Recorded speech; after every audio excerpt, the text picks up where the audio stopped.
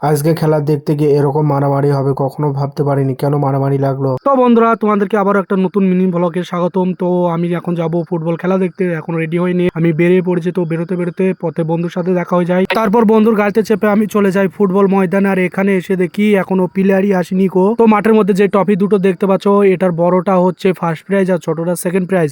তারপর ওই কিছুক্ষণ অপেক্ষা করতে দেখি মাঠে প্লেয়ার নেমে পড়েছে। তারপর দুটো দল মাঠে কিছুক্ষণ প্র্যাকটিস করার পরই ইফারির বাসিতে শুরু হয়ে যায় আজকের ফুটবল খেলাটা। তারপর খেলা শুরু 5 মিনিট মাথায় অরেঞ্জ কালার জার্সিরা একটা গোল দিয়ে দেয়। তারপর কিছুক্ষণ খেলা হয়, খেলা হওয়ার পর হয়ে যায় হাফ টাইম। আর হাফ টাইম পর এরকম খেলা হবে আমি কখনো ভাবতে পারিনি।